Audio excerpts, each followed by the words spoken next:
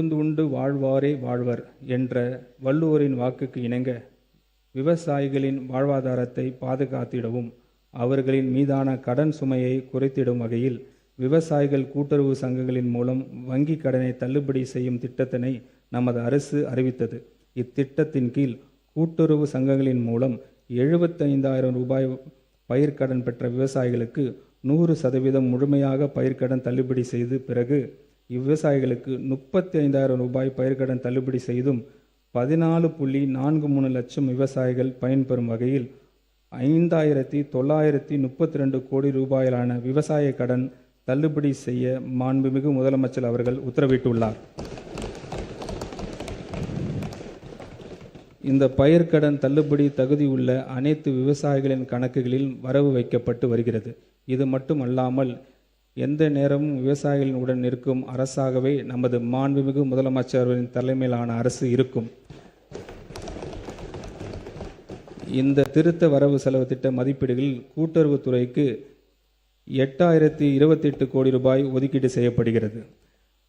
வேளாண்மை உழவர் நலன் பருவநிலை மாற்றங்களால் இந்த ஆண்டு தென்மேற்கு பருவமழை இயல்பான அளவிற்கு பெய்யாததால் மேட்டூர் அணையின் போதிய அளவு நீர் இல்லாமல் இதனால் பாசனத்திற்காக வழக்கமாக திறக்கப்படும் ஜூன் 12 அன்று மேட்டூர் அணையை திறக்க இயலவில்லை.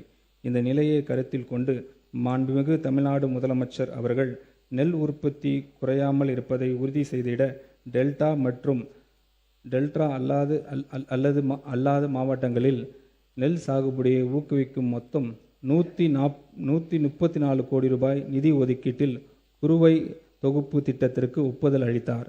இதில் நெல் இயந்திர நடவ, நேரடி நெல் விதைப்பு, விதை உற்பத்தி மானியம், நெல் விதை, liquid bio fertilizers, distribution of micro nutrition fertilizer mixers ஆகிய இனங்கள் செயல்படுத்தப்படுகின்றன.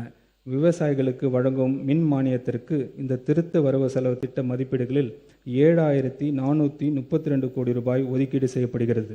இத்திருத்த வரவு செலவு திட்ட மதிப்பீடுகளில் வேளாண் மற்றும் உழவர் நலத்துறைக்கு 14,984 கோடி ரூபாய் ஒதுக்கீடு செய்யப்படுகிறது.